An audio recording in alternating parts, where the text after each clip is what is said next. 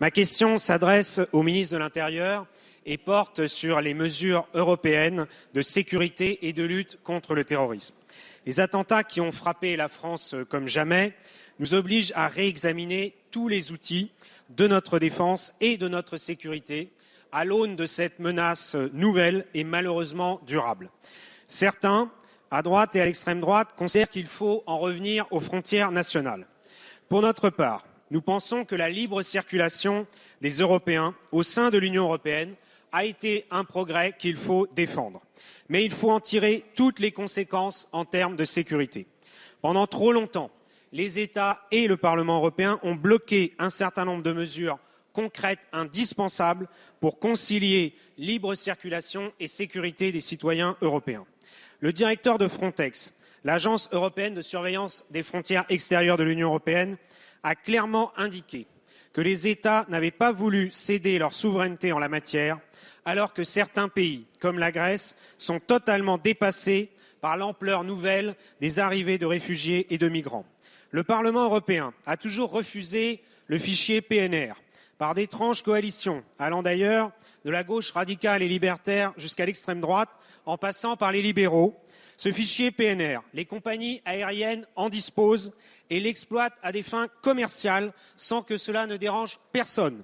Il est incompréhensible et injustifiable que les États n'y aient pas accès pour des raisons de sécurité et de lutte contre le terrorisme.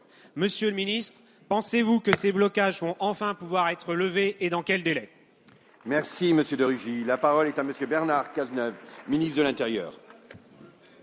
Monsieur le député de Rugy, nous avons, à l'occasion du Conseil Justice Affaires Intérieures de vendredi dernier, défendu au sein des instances de l'Union européenne un agenda extrêmement clair en 3 points. D'abord, il faut une directive européenne par la révision de la directive 91 permettant de lutter efficacement contre le trafic d'armes. Nous demandons cette directive depuis 18 mois. Un certain nombre d'experts du marché intérieur ont considéré qu'on pouvait traiter les armes comme n'importe quel autre bien dans le marché intérieur. C'est une erreur extrêmement grave. Nous avons demandé qu'il soit mis fin à cette approche et nous avons obtenu de la Commission et du Conseil européen qu'il y ait une directive soumise à l'approbation des instances de l'Union européenne avant la fin de l'année. Il était temps, car nous avions trop perdu de temps. Deuxièmement, le PNR européen. Vous savez que je suis allé devant la commission Libé du Parlement européen pour qu'il y ait ce dispositif d'enregistrement des passagers au plan européen qui permette d'établir la traçabilité du retour des terroristes.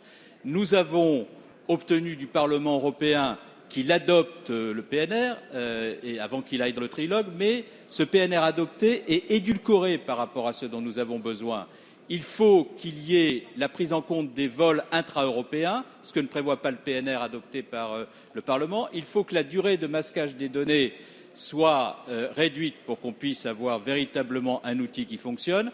Et il faut que les crimes qui soient pris en compte ne soient pas simplement les crimes transnationaux, mais les crimes nationaux. Enfin, troisièmement, il faut une véritable réforme du code frontière Schengen, parce qu'il faut des contrôles aux frontières extérieures de l'Union européenne. Il faut qu'aux frontières extérieures de l'Union européenne, on puisse interroger le système d'information Schengen. Si nous ne faisons pas cela, il n'y aura pas d'efficacité de ce que nous faisons en termes de contrôle aux frontières, et la France maintiendra le contrôle aux frontières aussi longtemps que la menace terroriste demeurera. Je l'ai dit avec la plus grande fermeté à mes homologues de l'Union européenne. Merci, Monsieur le ministre.